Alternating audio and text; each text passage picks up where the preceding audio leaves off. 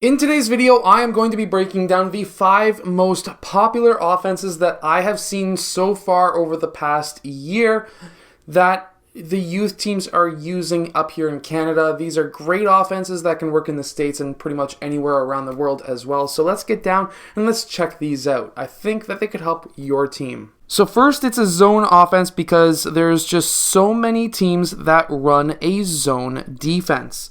So what we're going to start with is a 3-out, 2-in. We're going to have our shooters, obviously, in the wings. We're going to have our guard, and then our 2 post guys down in the low post. We're going to start with having these players cut down to the corners and then back out so that they can get open from, of course, the wing defenders on the 2-3 zone. We're going to have a pass to that right side, and then that player is going to cut down towards that low corner, and player 5 is going to be popping up to the high post. This essentially creates a super overload with 4 players on one side, and the defense would be shifted just like so. Now, a fantastic way of being able to score on a zone defense is to be able to get that ball into the high post for a high to low post pass. If this brings up player 5, this could be an easy layup for player 4. If player 4 was to move in for the defense, then it could be a kick out for a 3-point shot. And we can even swing this ball. So let's say nothing was open down here. Let's say it was pretty well defended. We'll have that pass out to player 3, whether it's by player 5 or by player 2. It doesn't necessarily matter, but he needs to get to that point. And when this happens, what we will see is after that pass, usually we'll have player 1 cut along the baseline and go to the high post.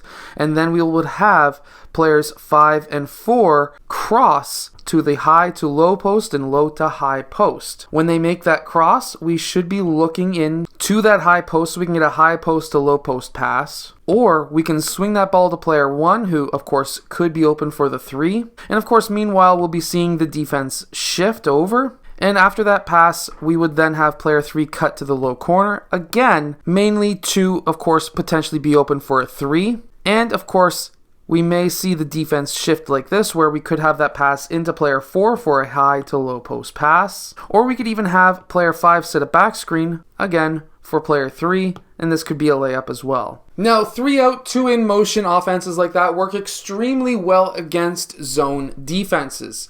And this next play is going to be a 5-out, and traditionally a lot of coaches and trainers will say that the 5-out will not work against a zone, but I disagree, and I'm going to show you a play that I personally run, and I've actually seen a few other teams run as well. Basically, it's a simple pass and cut towards the basket. It's a super simple offense. However, there are a lot of things that you need to do against a zone to be able to run against the zone with a 5-out. So here I do have a 3-out, 2-in zone defense. This will really defend the wings really well. Of course, if you're playing up against a 2-3 zone, you can really stretch out the defense as well. And how you do that is you would run players 2 and 3 a bit higher so that it's easier to pass to those wings. Same idea, when you make that pass, you want to cut to the basket because now the defense is going to be shifting. When you make that cut, you also want to have player 2 dribbling in so that now we should hopefully have player 1 open for that pass into the low post.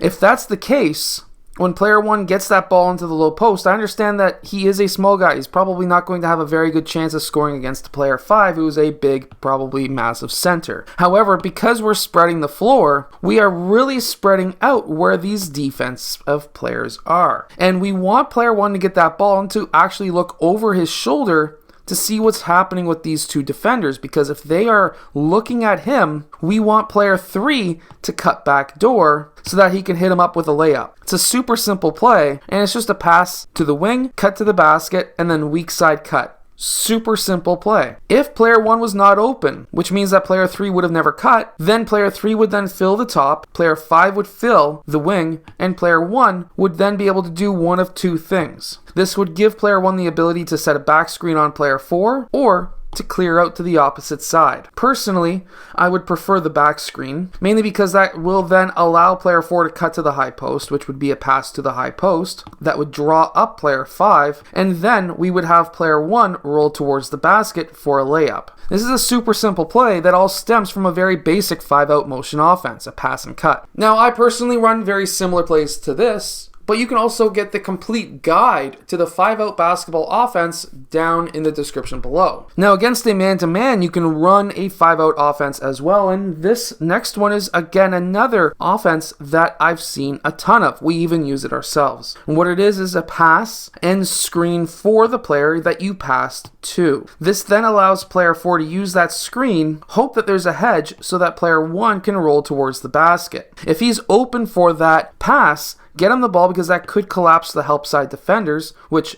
should be player 3. And then player 1 should be able to kick that ball out to player 3 blue for the 3-point shot. Or instead, player 3 could be cutting baseline. And when that happens, we would want that pass to hopefully go to player 3 for that layup. Or, of course, it could just be an open layup for player 1. Again, you can check out the complete guide to the 5-out basketball offense down in the description below, but this next play is absolutely fantastic. I've seen now 2 teams run it this year, and the first team, it was in a championship game for a grade 7 rep team, and this offense worked extremely well. I was actually really surprised that 7th graders could run this offense. But the second team that I seen run it was a grade 11 rep team, and they ran it even better. So in this 4th offense, it's again a 3-out 2-in. It's against a man-to-man defense this time. And what we would have is player 4 and 5, they're going to be cutting to the high post. At this time, we would want to see players 2 and 3 cutting towards the basket only if their men are overplaying them. If their men are overplaying them on this side, then those cuts should be wide open and player 1 can just lob that ball into them or pass it to the high post for a cut. This would be super simple and of course would make a lot of layups if you are playing usually with an older team who can make passes quickly. You don't want to do this part with a younger team, usually. However, if they're not overplaying them, at this point, player 1 would then call right. And when he calls right, he would then look to be able to set that, have player 4 in this case, set that back screen for player 2. Player 2 would then cut towards the basket, and this could be an open layup. Now this is the offense that I was seeing with a grade 7 team, and the difference would be players 4 and 5 stayed in the low post, and when he called right, or when he put up his hand to signify this side, this would be a back screen from the post, and this would be a back screen here. And then if that was open, that would be an easy layup, and they'd be hitting that every single time. Sometimes player 1 would dribble over towards the right side to also signify that. Sometimes he would dribble over towards the left side to signify the left side and not actually call out which side he's going to. If that's not open, they then had player 5 and 3 in this case set up almost, depending on the play really, because sometimes they ran it as an elevator where player 2 ran between them and they closed it off and he was open for that 3-point shot, and that was an option that was there a lot.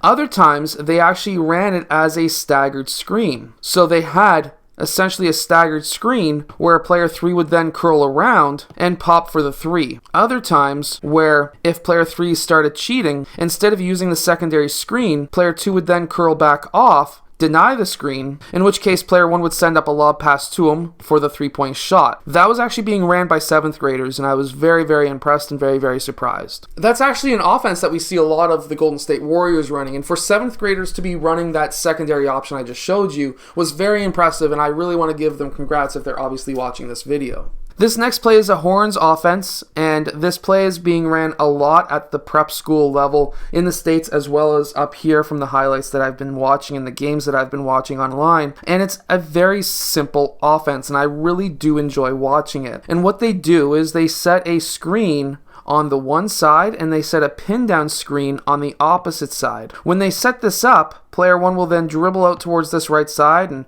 look to hit up player 4 on the roll, or hit up player 2 who's popping towards the point. Because what will happen is this gives player 1 two different options to pass to, and if that's the case, he could hit up player 4 or player 2. One for a layup and one for a 3. When these players clear out and let's say neither of them were open, then at that time we would then have player 4 setting that back screen on player 5 who's cutting across the high post. And remember, this is very important, going across the high post, because this would be a pass into the high post. He could take that shot, and sometimes at the prep school level even, we've seen the mistake where player 3 then helps out. And it's not necessarily a mistake, but it should have been really a switch instead. And that's a kick out for a 3 or a drive from this side where player 3 would cut to the basket and that would end up in a layup or a floater. These 5 plays have helped a lot of younger and middle school and high school teams.